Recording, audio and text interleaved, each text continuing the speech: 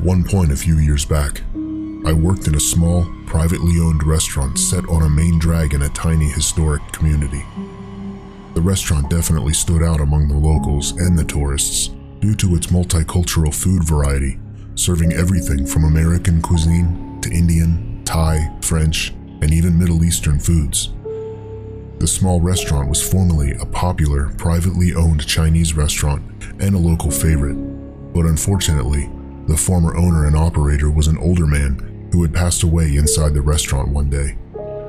Suffice it to say that the local townfolk didn't take too kindly to the foreign city woman that bustled in shortly after the former owner's death and purchased his restaurant. Not only was my former boss flaky and irresponsible, but she could also come off as quite curt and rude at times. So she had a rough go at first, obtaining the proper permits and whatnot in order to renovate the historic building. The thing is, when you do certain renovations in an old building like that, the local law requires you to then update a lot of other things that could be quite costly. So that meant that rather than hiring contractors to do the work, she would just use the kitchen staff that she had already hired, which was us, to help her with most of the renovation work. Everything was going smoothly, nothing out of the ordinary. That is until one overcast drizzly day, when we were all gathered in the dining area for a staff meeting.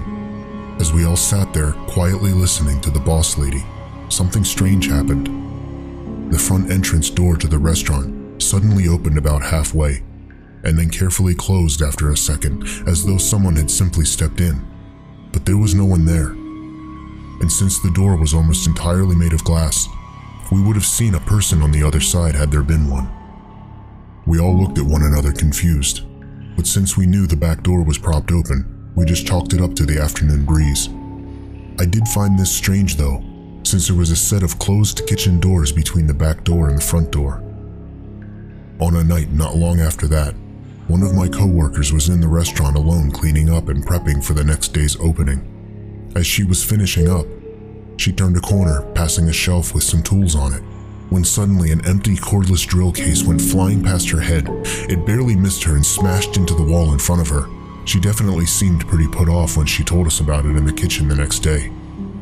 Following that, we would experience many random small things here and there. Things like the occasional strange sound, or a faint voice talking where no one was, or a door opening and closing. A few times I'd be in the kitchen, putting together some ingredients for a recipe, and I'd have to walk away for a second to go grab another ingredient off the back shelf. But when I would return less than 15 seconds later, one of the ingredients I had set out prior to leaving the area would be gone. I'd end up having to measure out and prepare the same ingredient again, annoyed and confused as to who would have taken them. And then, one day, there were 3 of us working in the kitchen. Me, my boss, and another employee on the dishwasher. My boss and I were on the cook line, while the dishwasher stood a few feet away. The 3 of us worked through our tasks as we normally would, when suddenly, everything went quiet. All of the low hums of the compressors in the refrigerators, the white noise of the ovens and other appliances, all of it, silent. It was like an invisible soundproof blanket was thrown over the 3 of us. As soon as I noticed it, I looked around at the other 2, and they looked as confused as I felt. "What the hell?" I questioned out loud. "Why is it so freaking quiet all of a sudden?" "I don't know," my boss replied, drawing out her words nervously. She turned to face me as I was standing directly behind her on the narrow cook line. "Nora," she said, "go make sure that the fridges and the hood fans are still running. Maybe the power went out." So, I ventured the 10 or so feet outside the cook line area, and the second I stepped outside the cook line, I could suddenly hear the hood fans and even the dishwasher, the hot water heater, and all the refrigerators and freezers running like normal. I started back to my boss to tell her that everything was working fine, but when I stepped back onto the cook line to tell my boss, everything went silent again. She suggested we just get back to work, obviously bothered, and rather than make things worse, I simply got back to work on the line. After a couple of minutes though, tunnel vision set in for reasons I didn't understand. I felt dizzy and nauseous, and when I told my boss how I was feeling, she told me to go sit out back for a few minutes and get some fresh air, which I promptly did. As I was sitting outside, waiting to feel better, with the back door propped open and just the screen door closed, I saw my boss go into her office, which was directly across from the back door where I sat. I heard her pick up her desk phone and dial a number, and a few seconds later I heard her speaking frantically into the receiver. She sounded urgent and shaky as she asked the person on the other end of the line to please bring her an abalone shell, some sage, and some kind of weirdly named oil. I waited for her to finish her phone call and return to the cook line before I went back inside. By the time I got back in, everything sounded normal again on the cook line. I joined her on the line and asked her about the ingredients she'd requested on her phone call. According to her, she had felt something walk through her on the cook line, and since I was standing directly behind her when this happened, it had to be the cause of my tunnel vision. I was understandably freaked out. When I got off my shift about an hour later, I raced home and locked myself in my apartment. All that night, I tossed and turned, unable to fully sleep. A few times I did catch myself drifting in and out of consciousness, and the few times I did manage to slip into sleep, I would be immediately jolted awake again because, from the darkness of my closed eyes, all I could see was the screaming face of a demon. It seemed to wait for me there, taunting me, somehow persuading me to join it, wherever it was.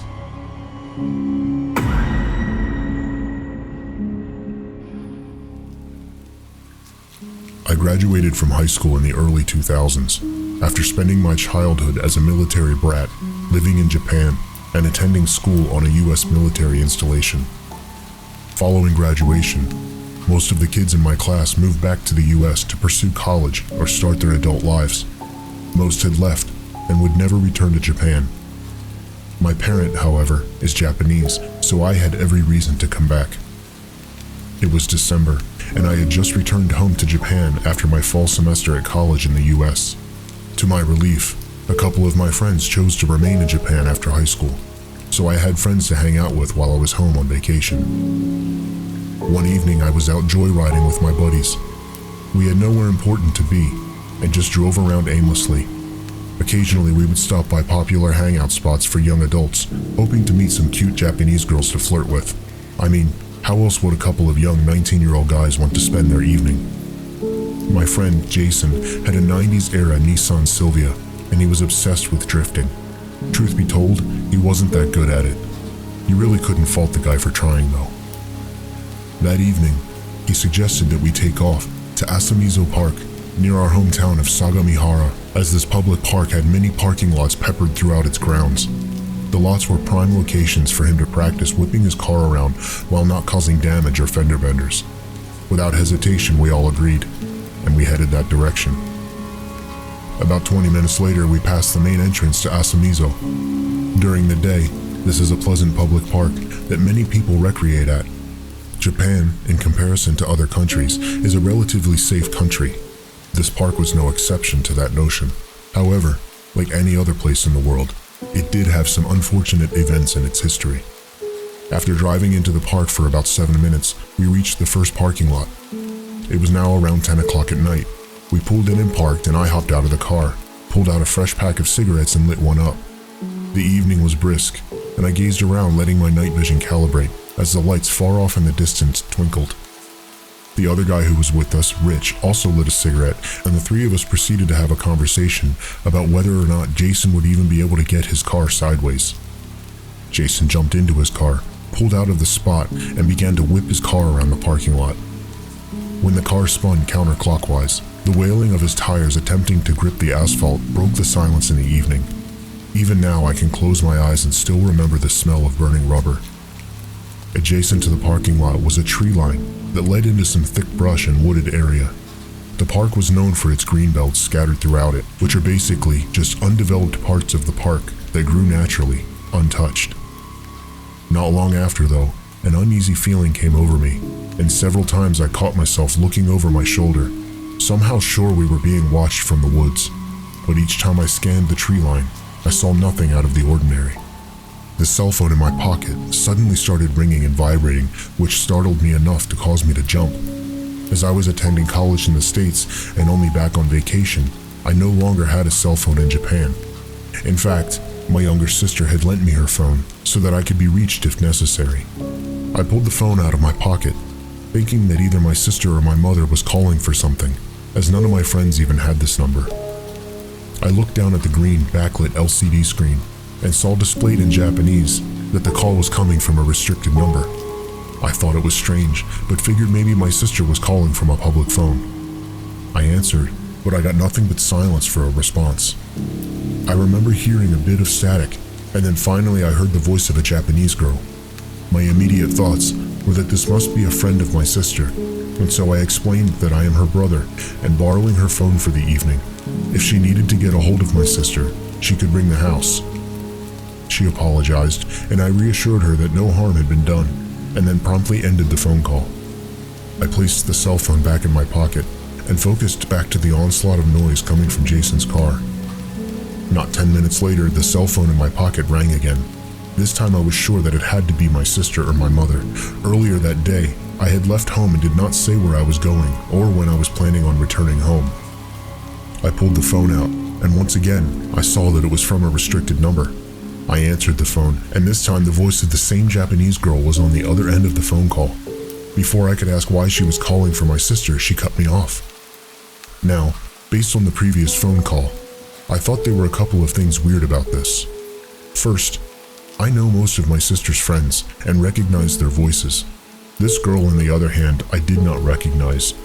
Additionally, my sister never mentioned anything about new friends, and her circle was tight. She wasn't very big on being a social butterfly. My sister is 3 years younger than me, and so my assumption that this girl had to be around my sister's age and too young for me left me with very little interest in engaging in conversation with her. As she probed me with questions, I kept my answers vague. I don't know why I continued to entertain a conversation with her, but hanging up would just be very rude. Suddenly, she asked what I was doing in a park so late in the evening. I almost began to answer when it dawned on me. I didn't mention anything about where I was or what I was doing. I told her I never said I was at a park. She lightly giggled and tried to play it off, insisting that she thought I said I was at a park. I told her this was weird and that I had to go, and I hung up. Jason grew tired of his drifting and pulled up to us. He suggested we change up the scenery, so Rich and I hopped back in the vehicle and off we went. We arrived at another parking lot inside the park, and Jason continued to do his thing after Rich and I got out. This parking lot had soccer fields not too far from it, and the lamps in the parking lot were painted an orange hue, which was a bit comforting. Oddly enough, the feeling of being watched returned. I swung around to my right and stared at the empty field on the other side of the parking lot fence. There was nothing. At this point, Jason parked his car and shut it off. The stark silence and a thin film of burnt rubber veiled the parking lot. Rich asked me what was up with the phone calls, and when I explained to the guys what had transpired, they both agreed that it was a little strange, but speculated that maybe my sister mentioned to her friends that her older brother was back in town. Jason proceeded to tell me that I should talk to the girl, and just as I began to protest my disinterest, my phone rang again. Same deal, with a restricted number, and the same girl. This time she sounded a bit more aggressive. "Why did you leave?" she asked. "What was wrong with the last spot?" "What do you mean?" I asked. "Why did you leave the parking lot you were in?" she said angrily. The hairs stood on the back of my neck. I made it a point to be vague and never mentioned what I was doing or where I was. Yet, somehow, this girl knew what I was doing and knew that we had left the first parking lot. Something didn't feel right, so I hung up on her. A moment later, my phone blew up again, and I answered, this time irate. "What do you want?" There was silence, and then I hear light static. In a sort of hushed manner, I hear her voice. "I'm at the field. I see you." I spun around and scanned the field, looking for any sign of a person. My heart raced as I tried to process exactly what was going on. "What do you mean you see me at the field?" I asked. She told me that she sees me standing with my friends next to my buddy's car, wearing my gray jacket. She then tells me that she's coming toward us and wants to hang out. Then the line goes dead. I looked at Jason and Rich, shocked, and gave them a rundown on what she'd said. They both looked clueless. My phone rang again. "Hey, I'm almost there. Will you wait for me?" "No," I said frantically. "How do you know where I am at? I know all of my sister's friends and you aren't one of them. Who are you?" I exclaimed. She started with a hushed voice. "I never said I knew your sister." Deep in my core, I was trembling. I looked back at the field, but I didn't see anything. I asked where she was, forcing my voice to sound calmer than before. She only told me that she would be there shortly. My friends clearly sensed the panic in my voice. Jason made the point that no one knew we were out there, and there was no way this girl could know our location. Mind you, this is the year 2000, and social media, the internet 2.0, and smartphones were not mainstream at this point. People couldn't get your location as easily as they can now, and on top of that, we were a few kilometers away from civilization. At this hour, this wasn't exactly the place where you bump into random people. It was now after 11 p.m., and I had yet to come up with an explanation for what is going on. My phone rang again, and before I could even answer hello, she asked if I can see her. I started spinning and jerking around, looking for any sign of life, but there was nothing there. It was then that both my friends decided that this was just too weird. Rich yanked the phone from my hand and proceeded to speak with the girl, and feeling like this was some kind of joke, he decided to toy with her a bit. He started to ask her what she was wearing, and she responded. He then asked her what color her undergarments were, but then she abruptly hung up.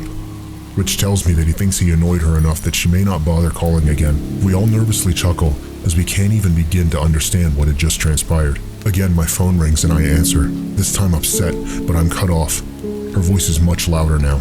I could hear what sounded like the wind in the background. She begins by saying that she is quickly approaching us, yelling not to leave her. She wants to be with us. All of a sudden, I hear Jason drop a soda. He stood facing the field, squinting like he was trying to see something far in the distance. "What the hell is that?" Jason said in disbelief. I ended the call and looked at both my friends. Jason motions for us to jump in the car, and we immediately take his lead. He stomps on the gas and we make our escape. Again, my phone rings. I didn't want to answer, but I felt as though I needed to. I take the call and I can hear her voice. It sounds slightly huskier. She casually said, "It's a shame you all left before I could reach you." Jason is driving frantically, making his way out of the park. At the time, I had no idea where he was taking us. Inside the car, it was quiet, and I continued to hold the phone up to my ear. "Oh well," she said. "I guess I'll just need to follow you and find you at the Family Mart." After she said this, she let out the creepiest laugh I had ever heard. I then replied, "What do you mean by the Family Mart?" This was a local chain of convenience stores found on what seemed like every other corner in our area. Suddenly, Jason cut the wheel hard and pulled to the side of the road, flipping on his four-way hazard lights. Rich, sitting in the passenger seat, nearly hit the dash. Jason turned and looked at me. His face was white with fear. "How did she know I was taking us to the Family Mart?" he asked quietly. I hung up the phone and then powered it off. We sat in silence for a moment there. This felt like a weird dream or something. I told Jason to take us somewhere else. We drove to a 24-hour restaurant that was once our main hangout spot, where many of our Japanese friends frequented. We just wanted somewhere brightly lit and somewhat crowded to chill out. As we walked up to the entrance, I could see some friends occupying a booth. We walked in and proceeded to join them at their table. We ordered some coffee and started to explain the strange occurrence to them. Initially, everyone listened with excitement, but as I explained the story, the look of excitement on everyone's face eventually faded, and the table became awkwardly quiet. Another female friend of mine, who sat across from me, looked at me and asked again where in the park we were. As she asked me this, I could see her make eye contact with her boyfriend. He pulled out a cigarette and lit it just as he went into his explanation. "You all do know what happened in Asamizo Park, right?" Me, Jason, and Rich all exchanged a blank glance. "There was an incident that happened in that park one evening, where a girl was walking through the park," he said. "Someone approached her and dragged her into the greenbelt where she was strangled and abandoned.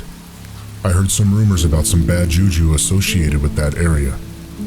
I scoffed, finding the story completely unbelievable. "You're joking, right?" I asked, with far more desperation in my voice than I'd intended.